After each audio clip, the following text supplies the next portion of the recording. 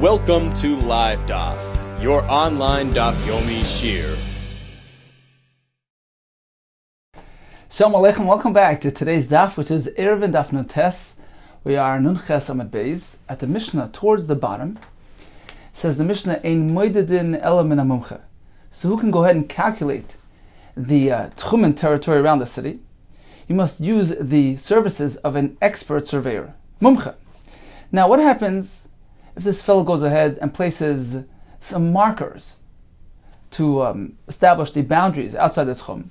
So he places 2 markers to the east of the city, 2,000 amma to the east, in order to draw a line between one and the other to set the line of the boundary. And what happened was that one of these markers has been laid further than the other one. Riba le'makam echad. At one point, he's increased the territory. V'umiyat makam acher. At the other point, it's been set closer to the city. So which one do you follow? Shayman le'makam sheriba. You follow the marker placed further away from the city. To increase, as a result of that, you increase the territory of the Tchum. Riba le'echad umiyat le'echad. If he increased at one point and decreased at the other point, which seems to be a repetition of the same halacha, the Gemara will ask the kasha. Shayman le'merubah. You follow the one that's been placed further out. Continues the mission. Vafilu eved, vafilu shivcha.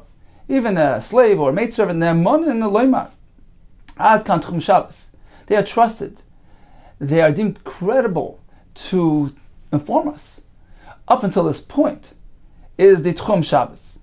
Generally, they're not believed when it comes to these things, but when it comes to tchumen, we rely on their testimony. Why? Shlei amru chacham es hadavar lo hachmer, ela lo hakal. When the Chacham established this concept of tchum boundaries, it was meant to be applied leniently. That's why we follow all the leniencies here. We have a suffix, we go l'kula. We can even trust the account of the Eved or the Shachar. Let's take a look at Rashi inside. 14 lines from the bottom. Masnissen, hachagasin, ein moidedin ella mumcha, baki b'medida. He has to be an expert in measuring territory. Riba b'makam echad, mid makam acher. So the marker at one place was placed further from the city.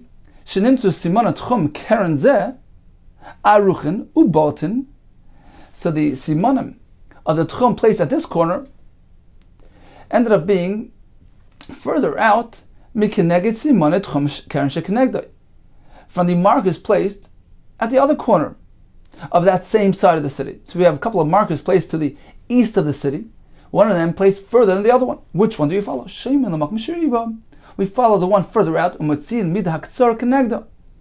pull out, we extend the entire territory opposite the further marker. How did this happen? What can we attribute this to? Says Rashi. Perhaps the reason why he placed the marker closer to the city was because he didn't pull the rope tight enough. And as a result of that, it got shorter, and the territory came out shorter. You meant to pull it, stretch it with all your might. That's the way you meant to do it. So, although there's a discrepancy between the marker placed further out and the one closer to the city, we can justify and attribute it to lack of stretching, and therefore we can go ahead and follow the one further out, which is presumed to be the correct one. Which seems to be a repetition of the former halacha, and Farish Gemara, why the need to repeat this halacha? And the Mishnah concludes, why do we follow the kula when it comes to tchum? The reason is shalei amr chachamim, kishe gazer shalei latzei schus tchum. When the Chacham established this gzera, one is meant to remain within the tchum. Lo yamru lahachm b'tchumen. They didn't mean to apply it stringently. Ela lahakal b'tchumen, rather to make, and therefore when we have a suffix, we follow the kula. We can follow the account of the Evan, the Shivcha, because we're meant to follow the kula when it comes to tchum. Continues the Gemara on Tesam and Aleph. So Mishnah began by telling us if there are 2 markers placed, one further out and one closer in, we follow the one that's further out, l'makim sheriba, which indicates we only follow that one, not the one closer. How's that possible? Isn't one included in the other? L'makim sheriba in, only the further one, l'makim shemiyat loy, the one closer not. How does that work? Ema rather say, af l'makim sheriba. We also follow the further one, meaning we presume that to be the correct one, and we extend the boundary of the city up until that point. The mission continued, Riba le'echad umid le'echad. which seems to be a repetition of the former halacha. You've increased at one point and lessened the other. We follow the one which is further out. Hasulamali. Why this additional halacha? Haynuhach, isn't this exactly what we just said? Hachika Amar, this is what the Mishnah means to say. Riba echad, umiyot echad. We're not speaking about the same person here. Two people took on this job of assigning the boundary of the city. One fellow ended up farther away from the city than the other one. Which one do you follow? Riba echad, one was marbe, umiyot echad, the other one brought the marker closer. Shayman lezesh riba, we follow the person who marked his marker further out from the city. Amar Abai, you meant to know that not always can we do this. If the discrepancy between the two markers is reasonable, can be reasonably justified and explained. As Rashi explained, perhaps he didn't stretch the rope far enough, or perhaps there's another reason that their measurements ended in such discrepancy. If there's a way to justify it, fine, we could follow the one further out. But if it's too extreme, the gap between both markers are too vast to justify it, then something's wrong here. We cannot go ahead just blindly follow the one further out. It needs to be within the realm of reason. What is that realm? It can increase it more than the diagonal from the city.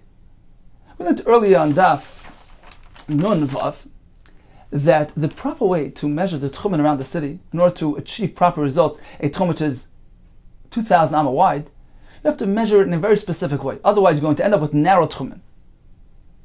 For instance, we have this square city. It was actually, let's say, a round city, and it was squared. Halachically, we squared. We view it as if it's square. And he goes ahead and he draws a line from the city to establish a tchum of 2,000. So two ways you can do it. If we would draw a diagonal line off that corner, let's say the top right corner, a 2,000 amma diagonal line will actually result in a narrower tchum, because if he uses that as the outermost point of the city, as the cornerstone for his tchum, to draw the tchum boundaries from there around the city, since a diagonal line occupies more space than a straight line, he's going to end up having tchumen which are merely 1,428 wide. Therefore, the Gemara tells us we're meant to do it in a way where he increases the tchumen to its proper size. He places a virtual square right at that corner, a square of 2,000 by 2,000, and uses that as the cornerstone for establishing the boundaries around the city, which will result in boundaries 2,000 amma wide. That corner square actually has a diagonal of 2,800. But that's how you meant to measure it, so that you end up with tchumen of 2,000 around the city. So Abai tells us, look, if there's a discrepancy between one measurement and the other, one person's marker and the other person's marker can be justified by attributing it to perhaps one of them being unaware of the proper method meant to be applied. Perhaps one of them didn't know about this square concept, placing this square of 2,000 by 2,000 by the corner, which results in a proper tchum. He figured he was supposed to go ahead and draw a straight diagonal line out of that corner. And his tchumen resulted in being closer to the city, 1,428, rather than 2,000. So if we can attribute it to this unawareness, so the discrepancy between both measurements can be attributed to this difference in approach, then fine, we can justify it. And we can say that the proper one was probably the one further out, because he was aware of this halacha, of how to measure properly. But if the discrepancy is too wide, that cannot be attributed to any of these explanations, then we can't just simply blindly follow it. We have to go ahead and reevaluate things. So that's the limit, according to Abaye, and how far we can go ahead and follow the second fellow. Concludes the Gemara, because the Chachamim, when they established tchumen, it was only in a manner of leniency. But we have a brayso which says just the opposite. When the Chachamim established tchumen, they didn't do it lahakel, they did it lahachmer. Amar Avina, the brayso means like this: Loi lahakel divrei Torah. They weren't coming to detract from Torah. Actually, they're coming to add on Torah. because this entire concept of Tchumen was introduced by the Rabbanan. In Torah, you can walk out of your Tchum. So indeed, it's a Chumrah on Torah. But when it comes to applying Tchumen, then we go leniently. Tchumen D'Rabbanan. But since the concept of Tchumen is a D'Rabbanan concept, so the application is done in a lenient format, as we learned in our Mishnah. So the establishment of Tchumen is definitely a Chumrah. The concept is an addition to Torah. But when it comes to how to apply it, when we have a suffix and so forth, we certainly will go L'Kula, Tchumen D'Rabbanan. Rashi and Daf Samach uses a lashon, the Chol Be'Eruvin L'Hakel. We had this earlier regarding which shita to follow, that we go L'Kula. Since it's Rabbanan, we follow L'Kula, and we're going to follow the marker placed further from the city, etc. Continues the Mishnah. So now we're going to go back to the concept of Erev Chatzeros and Shutufim Avois.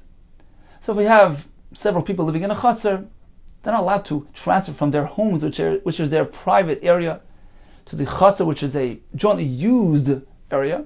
It appears like he's transferring from Rishus HaYachid, Rishus HaRabim. Two types of Rishuyas can confuse matters. People might go ahead and apply that to a regular Rishus HaYachid, Rishus HaRabim. So the Chacham did not allow transferring from one Rishus to another. You can't even take from your house to your friend's house, even if it's not a jointly used area. The problem is transferring from one Rishus to the other. Unless they make Erev Chatzeros, in which case they go ahead and collect some bread and join together, merge together their usage of this Chatzer, in which case the entire Chatzer is being occupied by one resident, and it's one dira, it's one ownership, one usage area, in which case it's not considered to be transferring from one Rishus to the other. That's Erev Chatzeros. Likewise, if we have several courtyards who are accessing the Mavoi, the alleyway into Rishus HaRabim, they can transfer from the Chatzer to the Mavoi, because the Mavoi is an area jointly used by the Chatzeros. Unless they go ahead and establish a sheet of Mavois. Once again, they collect some bread, and they go ahead and they merge together. They create this partnership between all the Chatzeros, and now we have one joint usage area, one ownership here, and one Rishus. Now, let's say we have entire city. Entire city can make one big Erev. They can all join together and make entire city into one Rishus, make a Erev Chatzeros, a Shutufim Avois, to combine the entire city as one, and now we can carry it throughout the entire city. Says the Mishnah, Ir Shal Yachid. If we had a city which was privately owned, that allows you to make an Erev throughout the entire city. One Erev, one comprehensive Erev. V'nasa Shel Rabim. Even if it changed ownership, meaning the person sold off some of the properties, and now it became a publicly owned city. In Ma'arvin Eskula, we can still go ahead and make one single solitary Erev throughout the entire city, and all residents can carry freely throughout the city, without any concern. However, let's say it was a publicly owned city. So it was initially established as an Ir Shel Rabim. Or as Rashi says, Shel Rabim means that it was accessed by 600,000 people. So it appears like a Rishus HaRabim. In that case, how are we concerned? Look, technically speaking, you can make an Erev throughout the entire city. One single Erev. To freely carry throughout. Chacham were concerned, however, when a city gives the appearance of a Rishus HaRabim. Now, it doesn't even have to have, technically, a Rishus HaRabim in it. Meaning a street which is 16 amas wide, etc. It doesn't even need to have that. No, to pose this concern. If it gives the appearance of a Rishus HaRabim, it's a publicly owned city, as Rashi says, it's being accessed by 600,000 people. Chacham were concerned that if we allow carrying throughout the city through an Erev, then what's going to happen? People might totally forget and disregard the concept of Rishus HaRabim. They'll say, look, this place looks like a Rishus HaRabim, and we can carry throughout the city. So this might lead to confusion. They might go ahead and apply this concept to a ordinary Rishus HaRabim and carry through Rishus HaRabim. Therefore, Chacham said, look, you can make an Erev even in a publicly owned city, but you must make a hecker. You must provide indication to explain, to demonstrate that the reason for carrying here is due to the Erev. This way people will attribute it to the Erev and won't come to stretch this heter to a standard Rishus Rabim. Says the Mishnah, Vishel Rabim. If you have a publicly owned city, V'nasa Shel Yachid. Now, even if eventually it became privately owned, somebody bought off the entire city, it will still retain its original status pertaining to our concern. Ein ma'arvin es kula, and therefore you cannot be ma'arv the entire city as one. So the chiddush is, even though presently it's not any longer publicly owned, but since initially it was publicly owned, it retains that status. Rashi says perhaps it's going to return to the original status, it's going to become publicly owned again. In any case, it retains the original status, like the Ritva says, and it will have that same limitation. And what's the limitation? You can make an Erev, but you must leave something, a shear, something left over, a remnant, something out of the Erev zone. Don't include it in the Erev. They can make their own Erev, but not be included in the same Erev. And that will indicate to all that the reason for carrying the city is due to Erev. So you can be Ma'arev, provided you leave something out of the Erev. Unless you've left a portion of the city which was left out of the Erev. How large does that portion have to be? We have machlekes. So the first sheet in the Mishnah says it has to be equivalent to the size of an Ir, which was called Chadasha. The Bartanura says that this was the smallest city in the area of Yehuda in Eretz Yisrael. So this was established by the Chachamim as a reasonably sized territory within a city to create that heker, because it was equal to a city, it had the size of a city, so it creates that heker. So it needs to be Ke'ir Chadasha Sheb Yehuda, Sheyesh Ba Chamishim Diyurim, which contained 50 residents. The Gemara soon will say on Zav Samach that it was 50 between men, women, and children. So this was a small sized city, as Rav Vadi Batunur says, and therefore this provides a heker, an adequate demonstration of shear for the city. Once you leave such a large portion out of the Erev, then it's noticeable and creates that demonstration and sends the proper message. You don't need to be so big. As long as you leave 3 courtyards, each one containing 2 homes, out of the Erev zone, that's enough of a shear and allows the Erev to be established in the city. So in short, we learned that there's a concern. If you create an Erev throughout this entire city, which appears like a public city, like a Rishus Rabim, then perhaps people mistakenly will assume you can carry in Rishus Rabim. So you can create this Erev, but leave something out of the Erev zone. Rashi says they can make their own Erev, but don't make one singular Erev throughout the entire city. Leave something out of it. How large does that remnant have to be? Or machlekes. So this applies to a city which was initiated and established as an Ir Sharab. Even though now it changed hands, it's become a privately owned city, it retains its original status. This only applies to an Ir Sharab, but an Ir Shal Yachid, this concern doesn't apply, and one can go ahead and make an Erev throughout the entire city. And the Chiddush is, even if it changed hands, it's currently Ir Shal Rabim, it retains its original heter, and an Erev is no concern. Says the Gemara, Hechi dami Ir Shal Yachid v'nas Shal Rabim. Give me an example of a privately owned city which turned into an Ir Shal Rabim. Amar Rav Yehuda Kigoyin, this Skarta is a district, the Reish Galusa, this town that belonged to the Reish Galusa, who was the head of the community in exile in Bavel, generally a descendant of Beis David. And so he had a city which was initially privately owned and then became an Ir Shal Rabim. So this is an example of the Ir Shal Yachid v'nas Shal Rabim, which was mentioned now in Mishnah. In which case, the Mishnah says, there's no concern here. It has the din of a privately owned city. It doesn't have the din of a city like appears like Rishus Rabim, and therefore one can make one Erev throughout the entire city. Amli Rav Nachman, my time, why did you single out the city as an example for a city where this Erev is allowed? Is it because Is it because the multitudes are to be found by the Reish Galusa there to get reshus, she says to become a dayan, such type of things. So everybody's there, and there's a multitude of people there, and due to the fact that lots of people are found there, matkri adadi, They discuss matters, they keep each other mindful. They'll keep each other aware of the fact that the reason why you're carrying the city is due to the Erev, and it won't bring about confusion. Everybody will be full well and aware of the fact that there's an Erev here allowing carrying. Is that why you chose to single out the city? This concept will apply to any city amongst Klal Yisrael. Why? Because everybody comes to shul, Shabbos morning, go listen to the drasha. We have multitudes in every city. Kul Yisrael Nami, B'tzafa de Shabbat, Shabbos morning, Shechiga Be'adadi. They're found next to each other. There are lots of people milling around, and they'll keep each other mindful. So why single out specifically this city? Elam Rav Nachman could go in diskarta de nat zuay. So Rav Nachman says, indeed, this concept will apply to any city.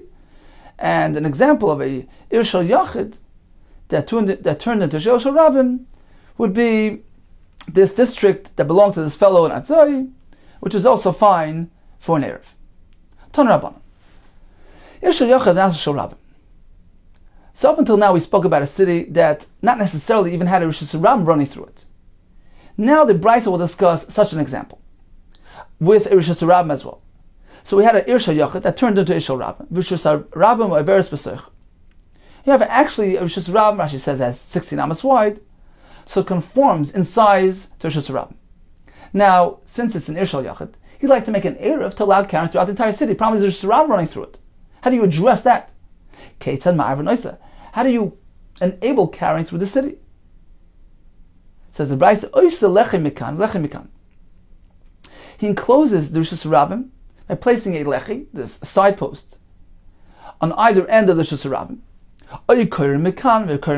or a crossbeam over either end of the Rosh Hashanah. We're speaking that the Rosh Hashanah had two mechitzas already, had houses running on either side. So you just need to close off the third and the fourth sides. So by doing so, he closes it, and this allows him to carry in between. Meaning, this shuts off the Rosh Hashanah, makes it a mukah of mechitzas. Now, he can go ahead and make an Erev throughout the entire city, which apparently also had mechitzas. Says the Brisa ve'im arvos lachatzayin. Not only is he allowed to make an Erev throughout the entire city without making a shear, without leaving anything out of the Erev, but even if he chooses to split the city into two, you can't. Ve'ein ma'arvos lachatzayin. Why? Because since this is an Ir Shel Yachid, or initially it was an Ir Shel Yachid at least, so it's been established as one single entity. It's like one chatzar. You can't split a chatzar into two, and therefore you need to make one single Erev throughout the entire city. Everybody has to be mishtatev in the Erev.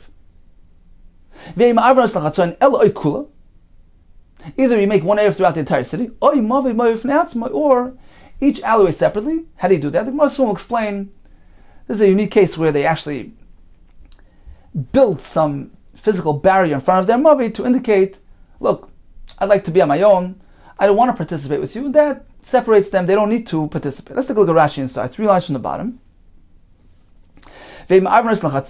Why can't you split the city into two? It says Rashi, since initially it was one, they all interfere with each other. There's a conflict here because they're in one area and they're not participating.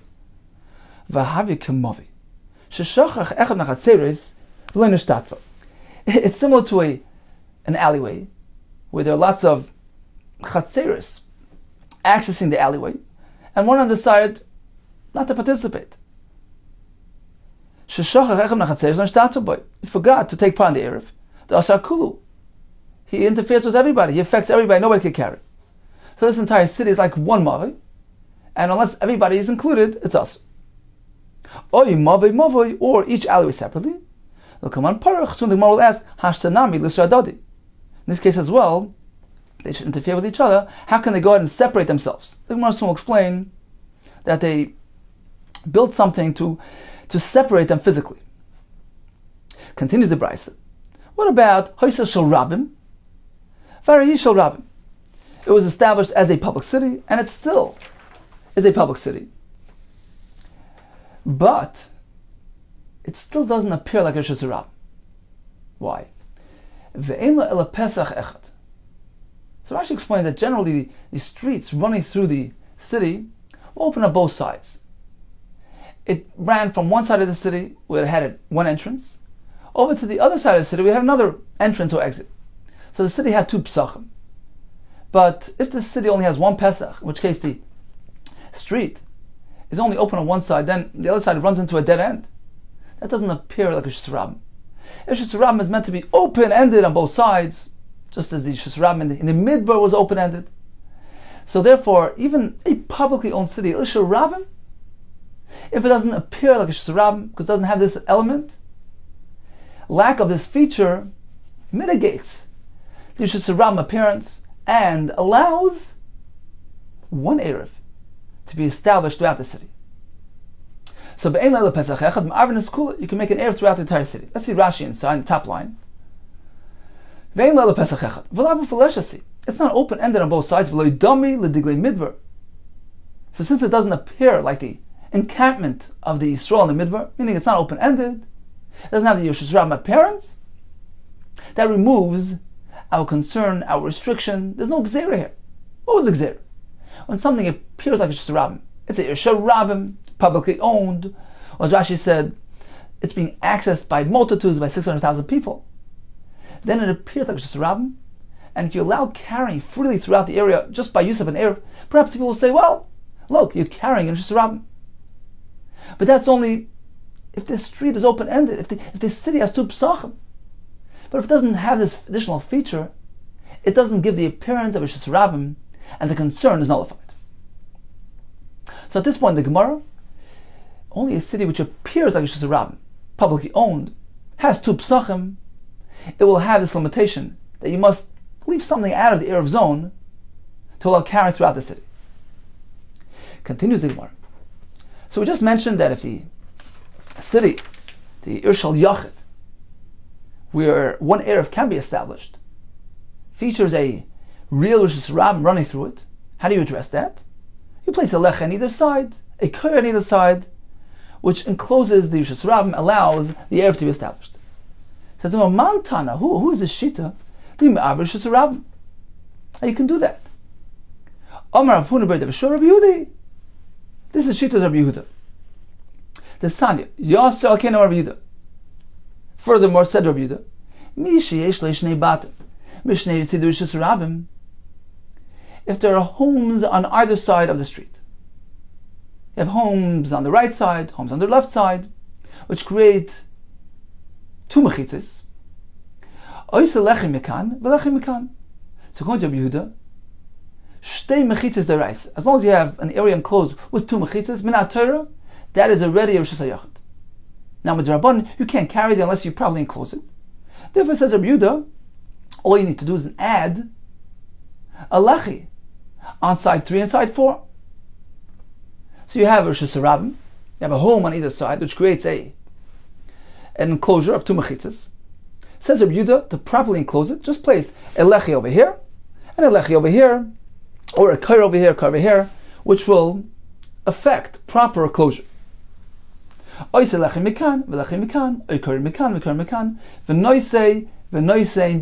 freely carry throughout. Amar Lloyd, Rabban disagreed. They said, no, you can't do that. You can't enable carrying Shus Rabim by simply placing a lechi or koyer, because they hold that shalosh mechitzis deraisa. Unless you have 3 mechitzis enclosing an area, it's not a Rishus HaYachid. And therefore, in this case, you cannot enable carrying simply due to the fact that you have 2 mechitzas. So this brisa, which allowed, apparently is following Rabbi Yehuda's sheet. Continues the Gemara. Amar, so we just learned, a Irshal Yachid must have one Erev throughout the city. You can't, even if you would like, you can't split the city into 2. It's one entity. It's one usage area. You can't split the city into 2. Amar Papa. Loi Amru El Larka. This restriction, not allowing the city to split into 2, is only if they choose to split the city along the length of Shus Rabim. So if we have a city, a long city, with the Shus Rabim running right in the middle of it, from one side to the other. So if they choose to split the city this way, along the length of Shus Rabim, we'll do our own Erev. we'll do our own Erev. We can't do that. You know why? Because since there's Rosh Hashanah running right through the city, they're both connected to that Rosh Hashanah, which is their joint access area. So it's inevitable. They're just connected to each other. They can't split from each other. The Rosh Hashanah connects them, and therefore they can't split one from the other. But if they choose to split the city along its width, so again we have this long city with the Rosh Hashanah running right through it. Let's say instead of doing it this way, splitting the city this way, they're going to slice it this way, right across that Rosh Hashanah. In this case, they can do it because these people will go out, leave the city through that Pesach. These people will leave the city through this Pesach. They don't have to mingle with each other. They don't have to interact. So in this case, they can split from each other and make two separate areas. Let's take a look at Rashi. Second line from the top. It says Rashi, Elelo Erka. Derech Ayoris. It was the style, the custom, the way they designed their cities. Liyos Pischei Filusheim L'Erkam. That their doorways, their openings of the city, Pischei Filusheim would be L'Erkam, along the length of the city. And the Shusarabim, the main street, would run from one Pesach of the city to the other. And the city would be split along its length. So you would have a long city with a doorway on this side, a doorway on this side, a Pesach on either side. Shusarabim would run from one Pesach to the other and split the city into two. Therefore, Hilkach ein b'nei Ever Halaz rashayin la'ar levadan, u'bnei Ever Halaz levadan. This prevents them from splitting. The fellows on this side of the city, on this side of Shusarabim, can't say, well, we're doing our own thing this Shabbos. We're splitting ourselves. We're separating ourselves from you because both the residents from either side are going to be stepping and using the Shusarabim. It's inevitable. They're going to be using the Shusarabim to go out of the city, to go out of the Psachim on either side. This Shusarabim inevitably is connecting them because they're all jointly using the area. And this way they conflict with each other. They consider like they're one union, one joint area, and they cannot split from one another. But if they decide to split along the width of Shusarabim, b'nei shnei ha'avarim l'roisha echad levad, u'bnei shnei ha'avarim l'roisha sheni levad. So again, we have this long city, Shusarabim running right through the middle. Instead of splitting this way, which they can't, perhaps they'll split this way. So the fellows who reside over here, Shnei Avar means on both sides of Shusarabim, on that side of the city, near that Pesach, will say, look, we're going to use this Pesach. We're not going to interfere with you. And likewise, the people on this side will do the same. That they can do. Ma'arvin. They can split and make two separate areas. Why? Because they can separate one from the other. And there won't be any traversing one over the other. And these people choose their entrance, and these decide to use their Pesach. Each one has an outlet, a way to get out of the city. They don't have to interfere with one with the other. Continues the Gemara. So Papa makes that distinction. Yeah, you can't split the city in a way where they're inevitably connected. But if they can figure out a way that they both have their own route, the own way out of the city, they don't need to interact, then there's no concern. They can go ahead and split and make two separate areas. Says the Merkiman, this allowance to split the city in this manner is following which shita? Command, like Rabbi Kiva. Apparently it's not Rabbi Kiva. There's machlekes later on of Ayin Hey between Rabbi Kiva and the Rabbanan, pertaining to a case where you have two courtyards. One outer one inside. Meaning you have a Shusarabim, with a chutzner next to it, and another chutzner behind it, who needs to access that outer chutzner, that chutzner chitzon, to get to Shusarabim. Now, what happens if the chutzner haprimis, the interior one, didn't bother making an Eruv with the exterior one. They made their own Eruv to allow carrying within their own Chatzah. But they didn't include the Chatzah Chitzayna in the Eruv. They didn't go ahead and make one Eruv with the Chatzah Chitzayna. Now, they're not living out there. So perhaps they don't need to be included in one Eruv. But since they have access rights, they're pedestrians, it's a regal, they're walking through it. Perhaps that creates a conflict. That interferes. They need to be included in the Eruv of the Chatzah Chitzayna.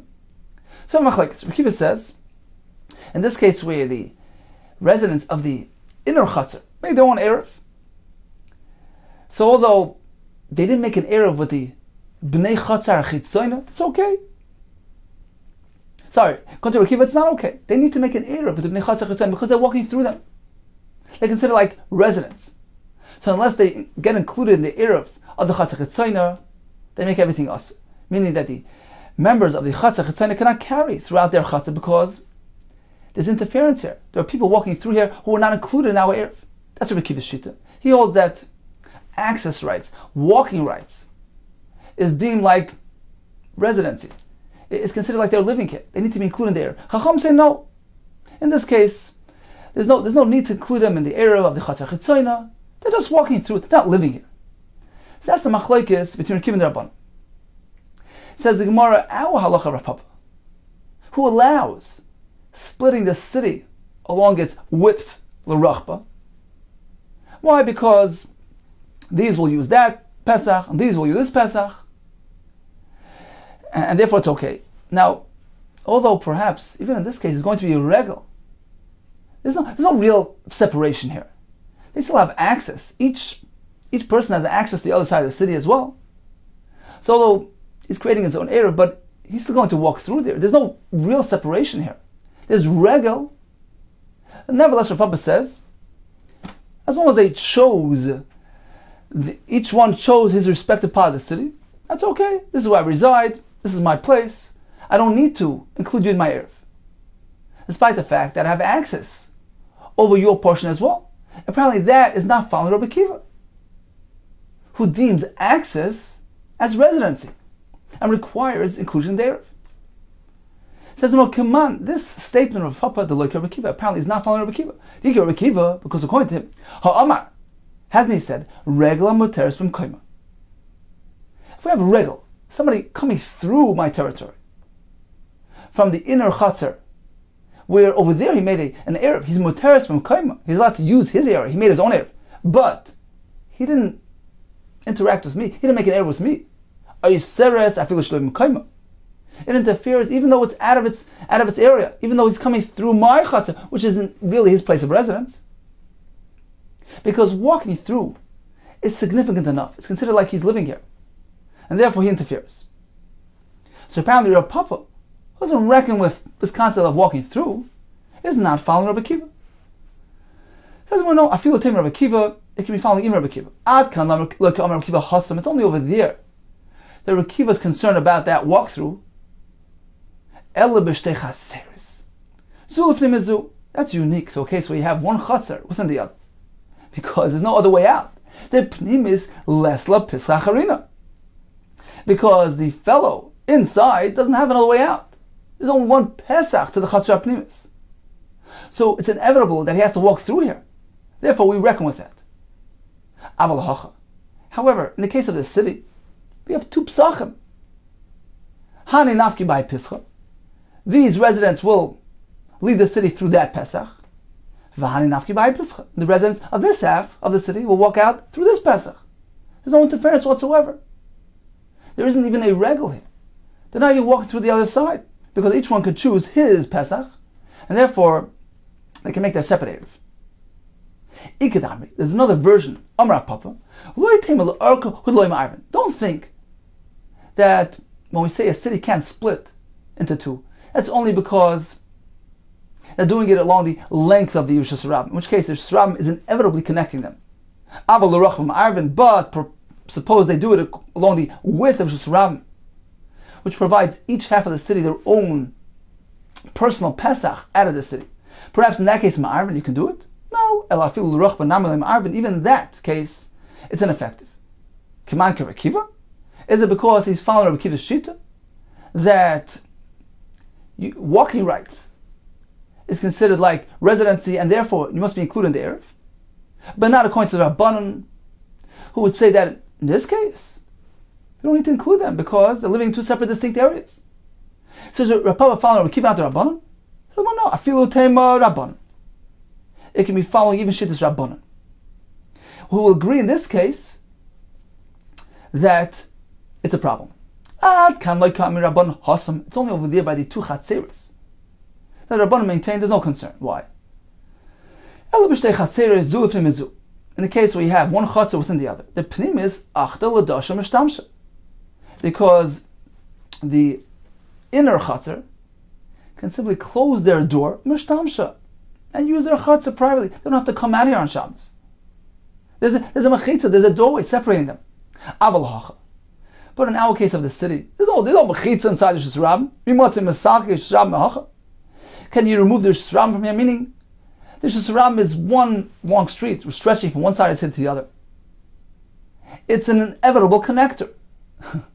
You can't say, well, we're going to use this side, use that side. As long as there's no Mechitza here separating, you're inevitably connected, like it or not. Therefore, you don't have the option of splitting the city into two. Okay, so in conclusion, we have two versions of Rav Papa. According to the first version, if you split the city along its width, meaning you go across the Shusrab, allowing each side of the city its own separate Pesach out of the city, that's okay. According to the second version, even that would not be allowed.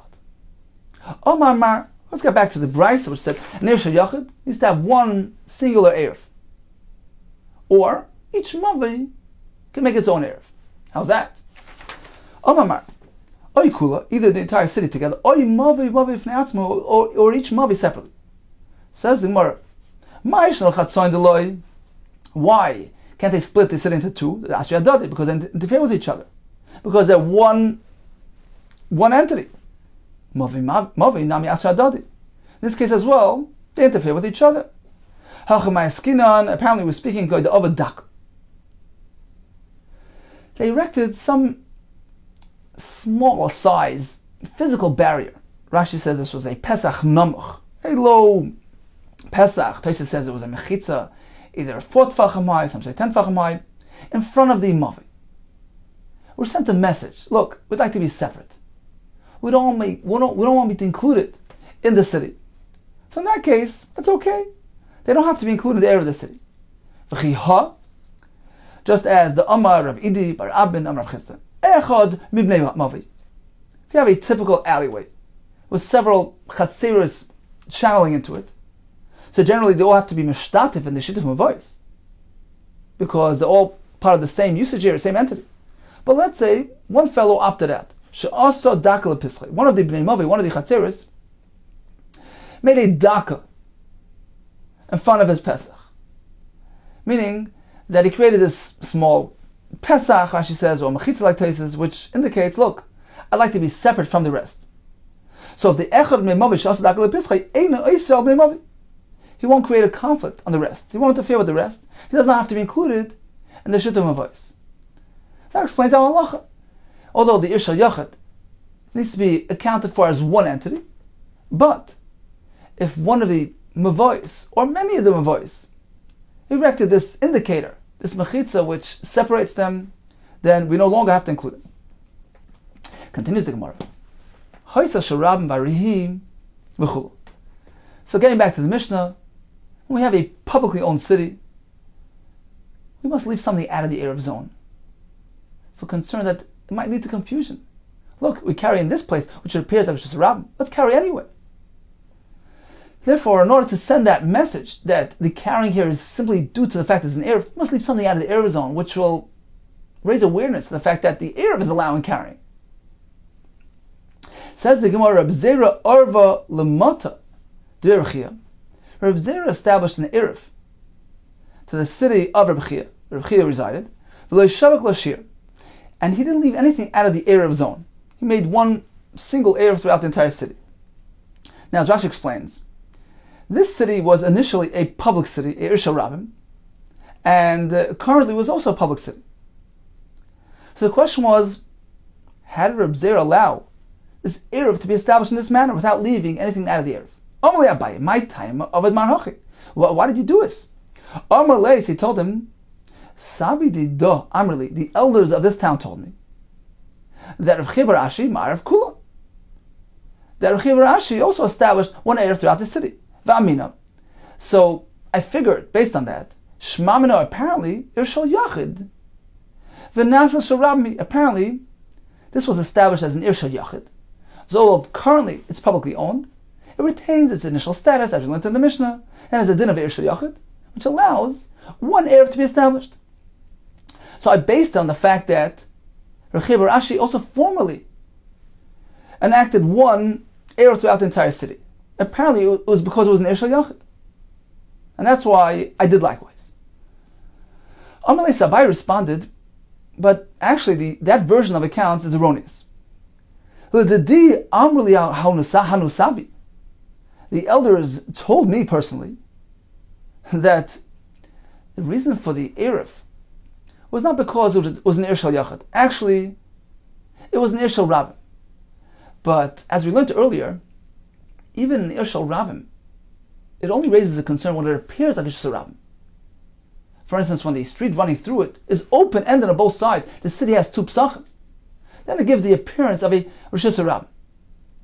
But this city, although it was an Irshal Ravim, it had a blockage on one side.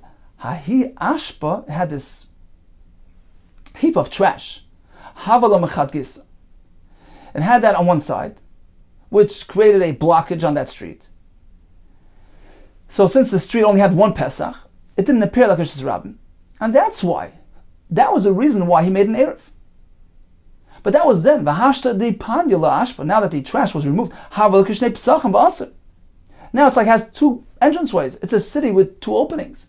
The street runs through from one to the other. And it's an open-ended Rishus Ravim. It appears like a Rishus Ravim city. And therefore you cannot go ahead and make one Eruv throughout. You must leave something out of the Eruv zone. So you had figured that the reason for the Eruv was because it was an Irshal Yachid. That wasn't the reason. It was an Irshal Ravim. But it was lacking that other element, the other ingredient. It wasn't open-ended. That's why he made the Eruv. But now that the Rishus Ravim is open-ended, you can no longer make the Eruv. You have to leave something out of the Eruv zone. Amalei. So Zer responded to Abaye, Lama Datoy, you're right, I didn't really pay attention. Indeed, I erred. So he asked Rabbah the following question. We said that a Irshal Ravim means a publicly owned city, and also when the Rishus Ravim is open-ended. Let's say it's not open-ended. It's open on one side, but when it gets all the way to the other side of the city, it's blocked by a wall. But there's a ladder there, which provides outlet. It could channel out the traffic. So although the mechitza is there, but the ladder provides access over the mechitza. Should we view that as a Pesach?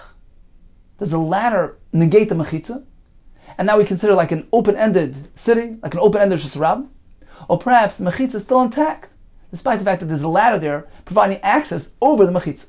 That's the question. Sulam mikan, a Pesach mikan mao. So you have a Pesach on one side, but a sulam leaning against the wall on the other.